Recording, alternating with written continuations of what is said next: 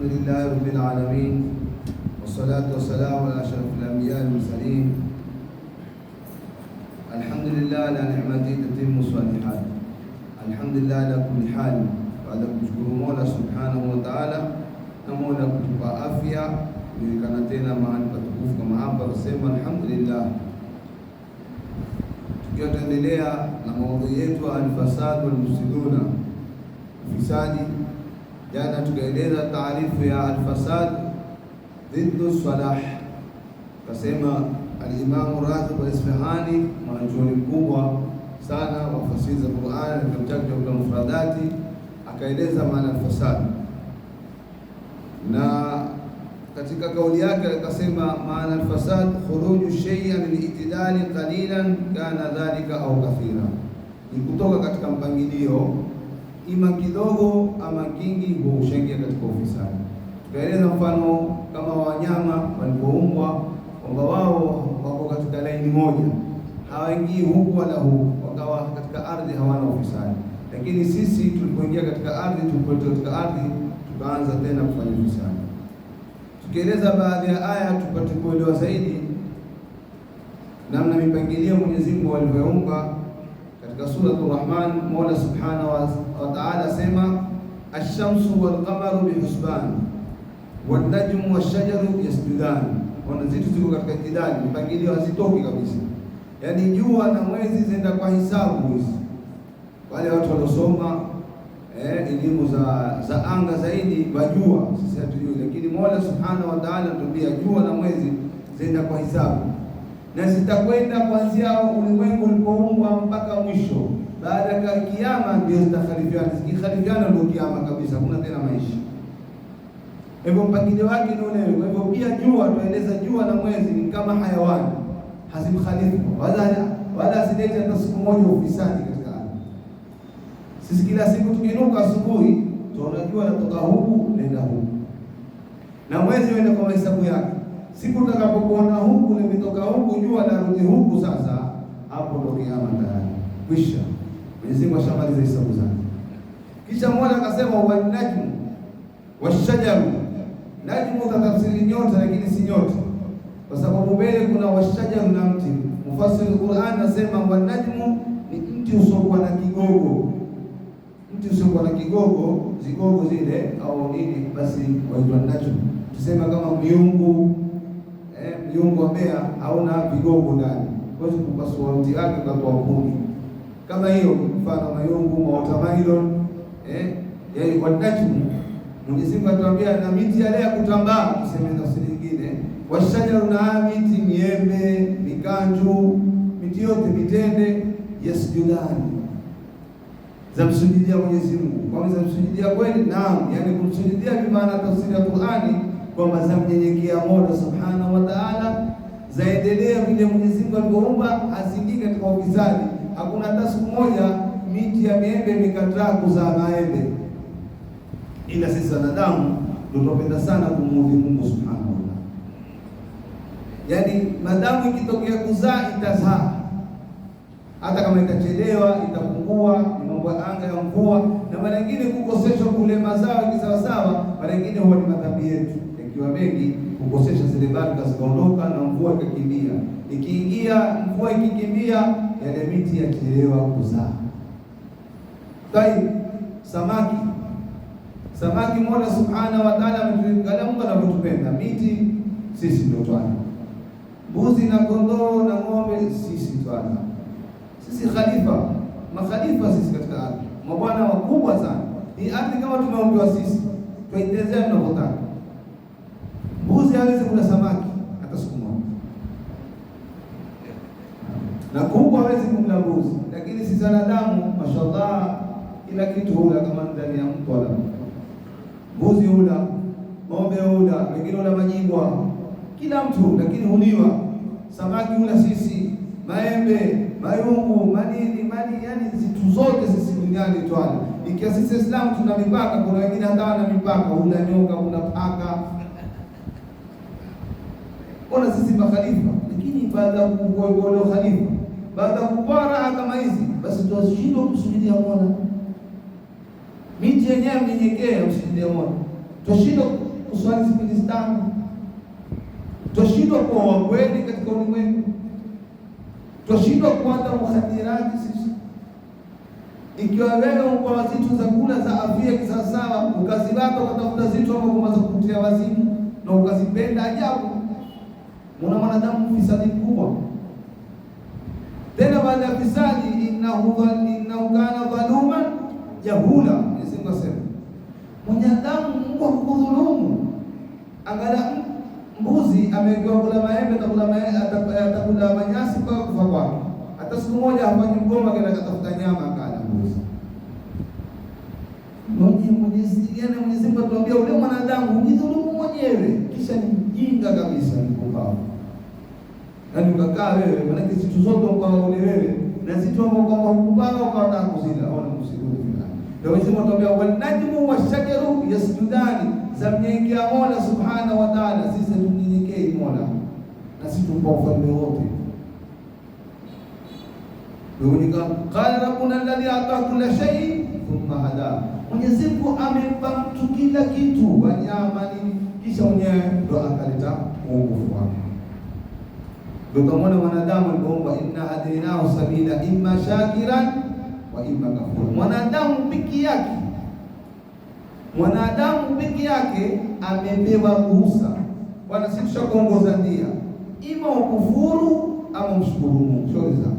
Lakini miti hawakupewa, wanyama hayakupewa, wamepewa vile vile ilivyo, waendelee vile vile. Lakini sisi tumepewa nini? Takhayyur, utakuwa imma shakiran imma kafura. Ima tumshukuru Mwenyezi Mungu kwa neema aliyotupa, ama mkufurishe Mola Subhanahu wa Ta'ala kwa yote aliyotendea, ukaona wewe bado.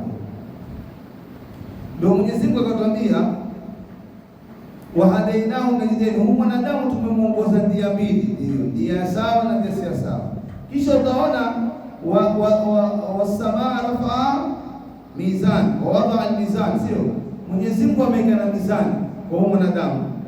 Kisha akakwambia ile mizani alla tatghaw fil mizan, ustupe mpaka, yani mpaka dukani, ndani ya duka, biashara, sokoni, wholesale, wafundishwa mizani yako nenda kimizani.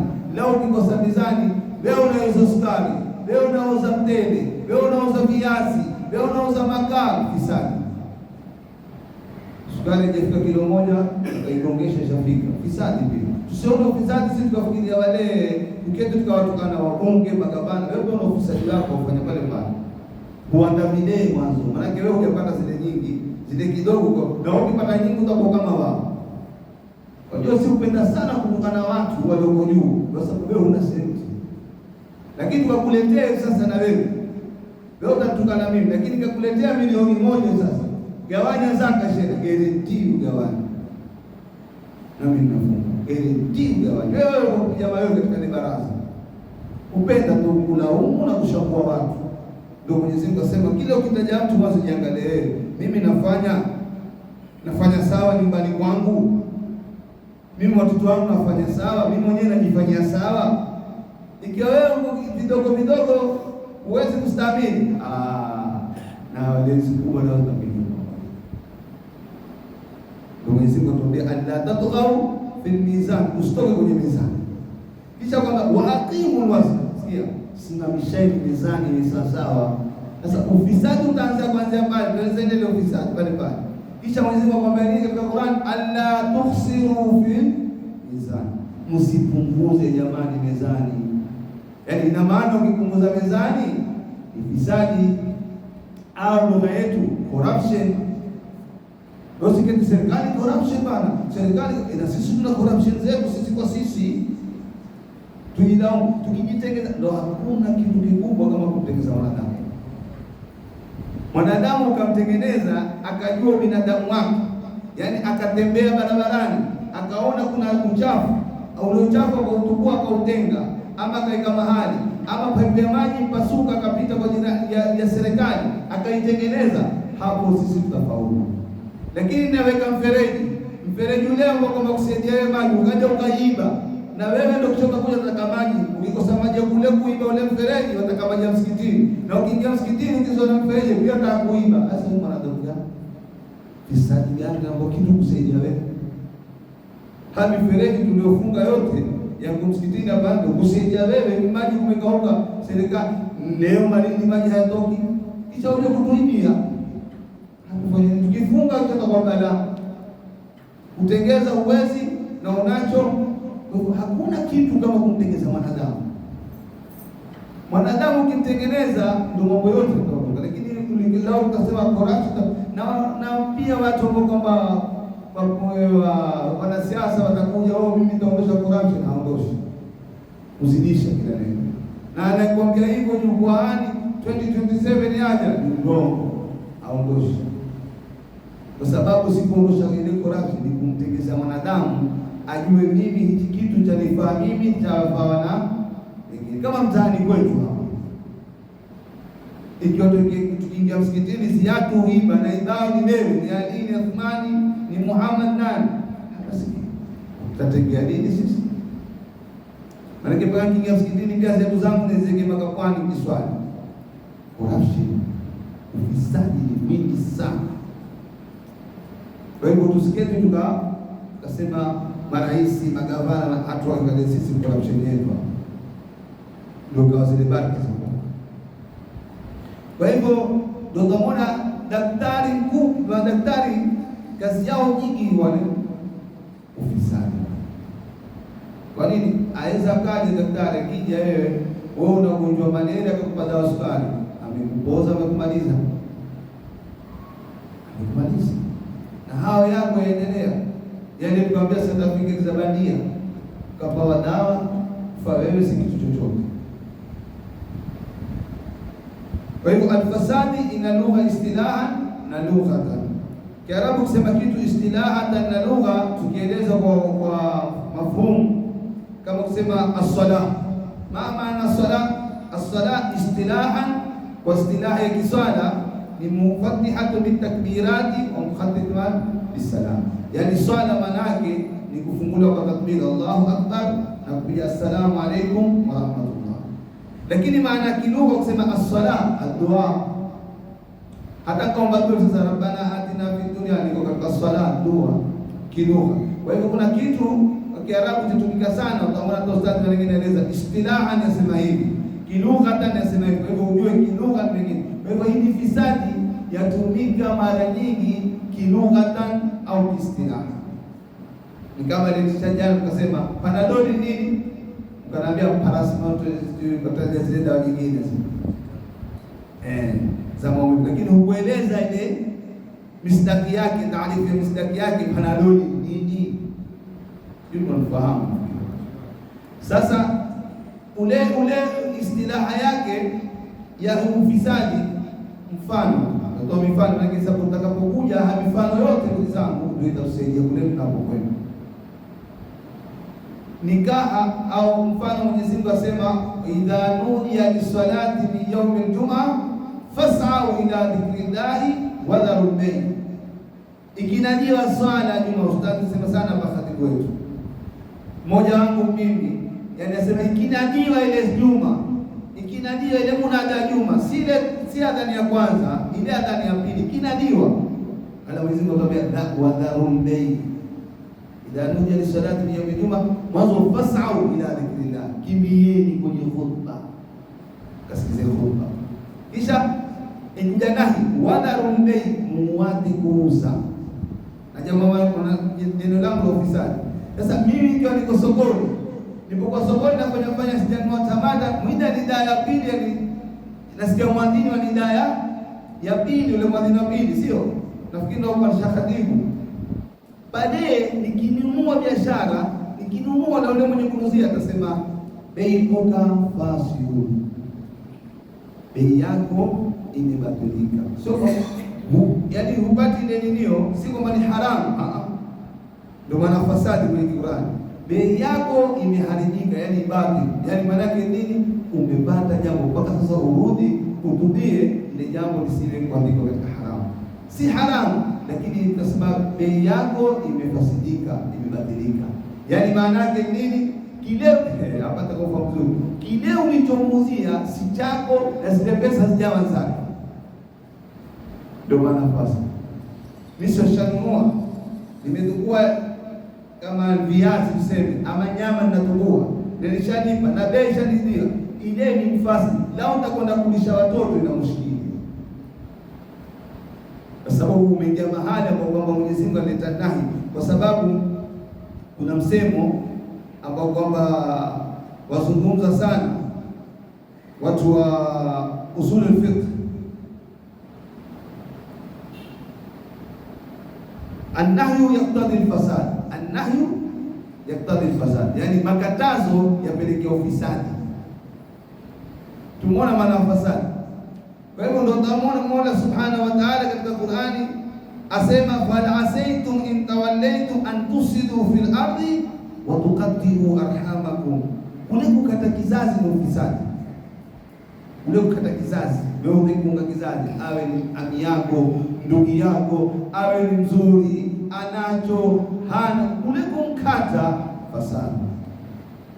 Mwenyezi Mungu asema fahal in tawallaytum, mumepanyongo nyinyi, antusidu fil ardi, ni mchaneta ufisadi wa tuqaddimu arhama. Haitakikani mtu kukata kizazi kabisa, lazima ukiunge kizazi. Arhamakum arhamakum, hakuna kukatana, kwa sababu Uislamu wapigania umoja. Umoja ni nguvu. Ikiwa nyinyi familia, ndugu, mateta, watu wengine utakuwaje? Na hii leo utesi umeanza kwa mashehe mpaka chini, darandara. Na hizi aya kwa mtu labda usione, lakini ni hayo kwamba ule malaika alimuona mwanadamu kwamba atafanya ufisadi kuanzia aumbe, kwamba Mwenyezi Mungu atajaluna man yusidu fil ardi, sio wa yasfiku dima. Wewe watakuwaleta watu, Mwenyezi Mungu hawa wataleta ufisadi, watamwaga damu. Ndio haya sasa, ndio utashtuka. Na ndio mawaidha mengine wale ambao kwa wasomi maskini ubabaika zaidi, shekhe hao mbona mbona kuteta namna hivi? Tena aya za kuteta ziko nyingi, lakini nini, ule ufisadi umeanza pengine kuanzia udogoni. Sasa umemea mpaka mtu hajalitetea. Kwa hivyo hiyo ndio maana ya ufisadi. Kwa hivyo fiqh ikagawanyika, ibadati, wengine akasema muamalati. Kwa hivyo an-nahi yaktadi kila kitu ambapo kwamba zitakuja mbele, kila kitu ambapo kwamba tutakatazwa sisi chaleta al-fasad, ndani yake chaleta. Kwa hivyo fasadi ina lugha nyingi katika Qur'an, na mashallah hapo kuna tafsiri ya Qur'an mtazisikia sana. Kuna kitu ambapo kwamba tutakimalizia kidogo, mfano bei au ni kwenda kuoa. Umekubali kumuoa fulani ni fulani, naam, kabiltu, sio ile kabiltu yaitwa akdi Kiarabu, Kiswahili akdi. Yani mimi nikikwalika nikaha harusi ya mtoto wangu au mtoto wangu waoa maolewa, nitakwambia bana kuna nikaha Masjidi Sheila baada ya salati isha. Lakini je, ni lengo la nikaha ile ni akdi. Ima yaweza ikasihi ile akdi, ama pengine katika kujibu awe kuna shekhe pale akwambia la akdatuka fasidun, ule akdi yako kule kujibu umejibu makosa.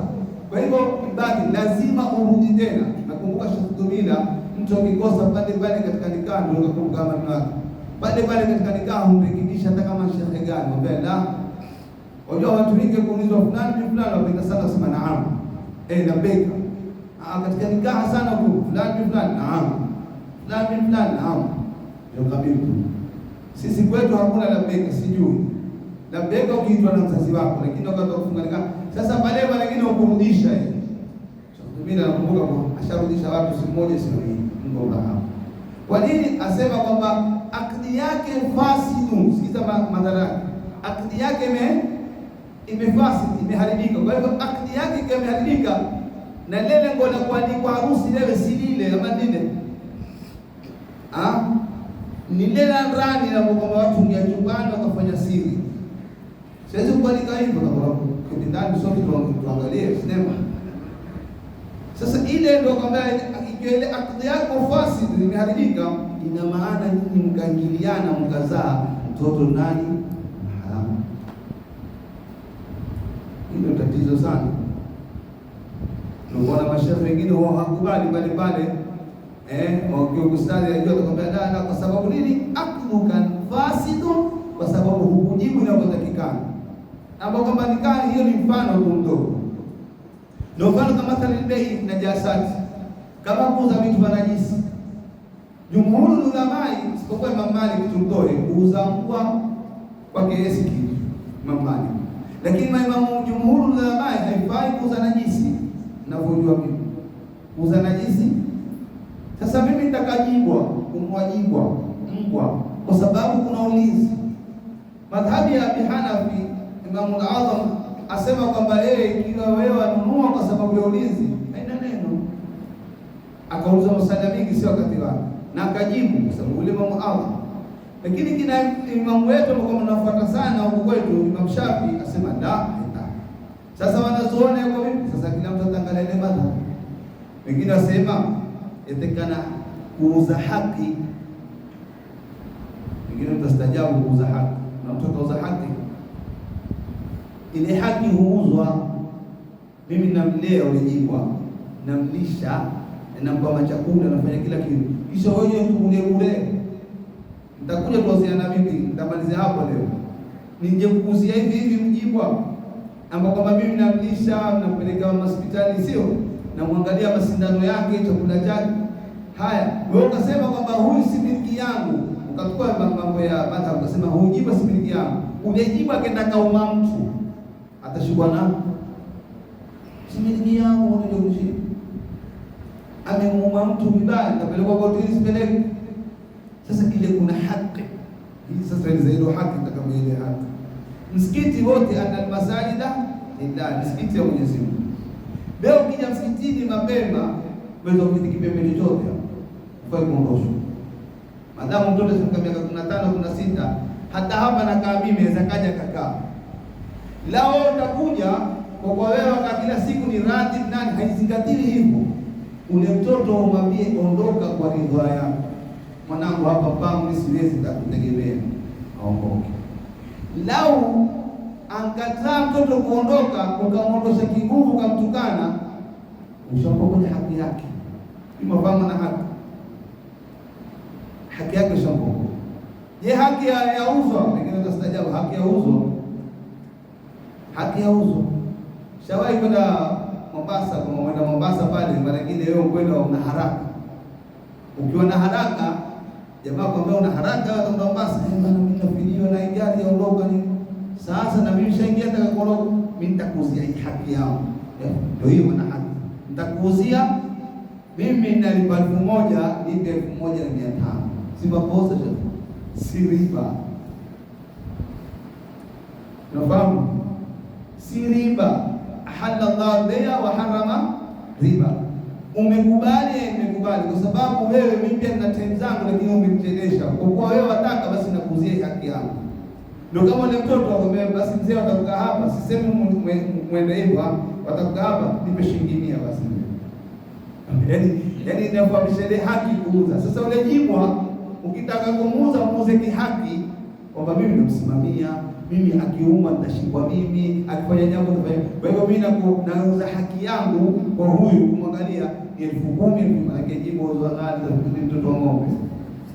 Sistajabu hali, lakini anapouzwa kuna watu za majibwa, wengine Waislamu.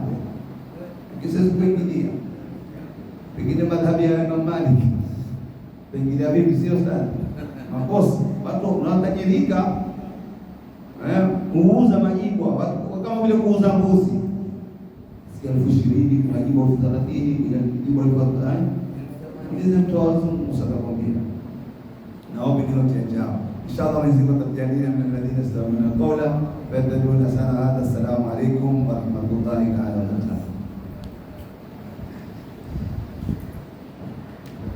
Ajabu, majibu mazuri zaidi, well trained was zaidi. The best na kusema wao. Wako ghali zaidi, soma kangalia pili Jerumani. Ni pili Jerumani. Ni wa kwanza zaidi wao hatari kwa. Hapa kweli wengi.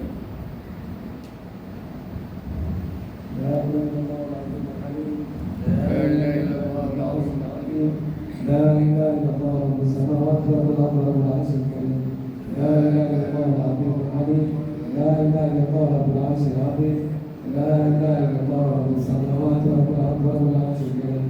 ربنا انفعنا بما علمتنا وبعلمنا الذي ينفعنا وبفقهنا وفقه لنا وبركاتنا وبديننا على الملك والثوابنا. رب وفقنا ووفقهم بما ترتضي قولا وفينا كرما وزد كل حلالا دائما واغفرنا احياءنا نعم بخير وكل شر. ربنا واصلح لنا كل شؤون واقر من رضاك العيون واقض عنا ربنا كل الديون قبل ان تاتينا نصر المنون واغفر الذنوب ان تأتهم من ستر وصلاة الله تشهد الصلاة من الى الحق دعانا والوفاء في كتاب فيه للناس شفاء وعلى الاله الكرام شرفاء وعلى اصحاب المصابيح الغراب. اللهم اجرنا من النار سالمين وادخلنا الجنة آمنين وتوفنا مسلمين والحقنا بالصالحين واجعلنا من السعداء المقبولين ولا تجعلنا من الاشقياء المكروه. اللهم انك عفو كريم تحب العفو فاعف عنا. اللهم انك عفو كريم تحب العفو فاعف عنا. اللهم انك عفو كريم تحب العفو فاعف عنا برحمتك يا ارحم الراحمين. سبحان وبحمدك نشهد ان لا اله الا انت نستغفرك ونتوب اليك. بفضل سبحان ربك رب العزه عما يصفون وسلام على المرسلين الحمد لله رب العالمين. Asante. Maswali tunasamehe.